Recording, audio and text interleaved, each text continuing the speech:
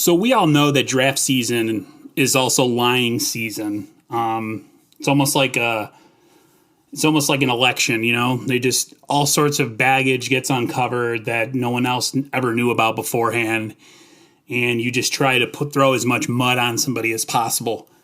You know, you could say a lot of things about a lot of these young quarterbacks, but the one thing I don't appreciate is when a young man's character is thrown into question and his name gets kind of dragged through the mud because of somebody supposedly having, you know, sources close to a situation, and then, you know, finding out that they're backtracking off of said comments. And I'm talking about Dan Orlovsky. I found it funny that ESPN always has these like a Sean Salisbury, these ex quarterbacks who never made it in the NFL, who were a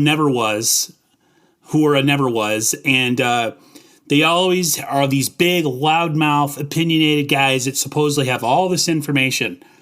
And I just think it's really, really, really sad and disrespectful and really gross what he did, talking about Justin Fields' work ethic and having all these questions about it and raising all these questions about it through supposed sources that people that are close to him.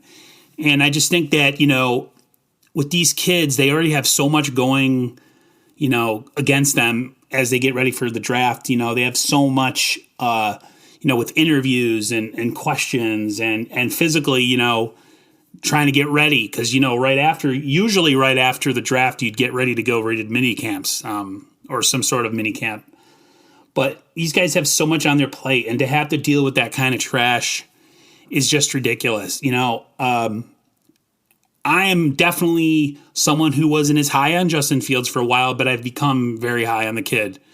And, you know, this narrative that Ohio State never really produces good quarterbacks, you know, there might be some merit to it, but to just lump him in without seeing his body of work is ridiculous. The guy competed at a high level at a great school with high level of competition. He played well against Trevor Lawrence the times that he played him. And I just think that you got to take all that into consideration. You look at the film, you study the film, you study how he did against high competition.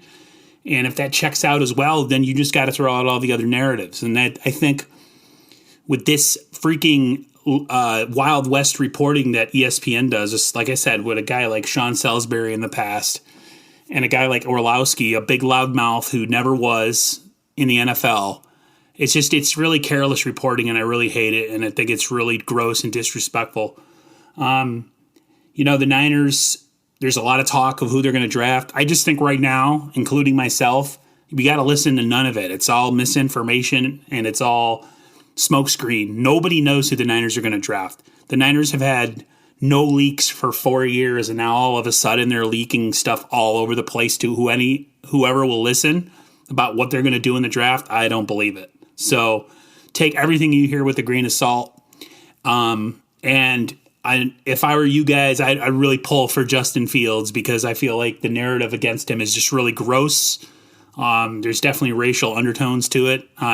So I don't usually get into that stuff, but it's obvious. So, and I just think that, as we get closer to the draft, these guys are really going to shine through, and we're going to get the best of them once these guys get drafted and once the season starts.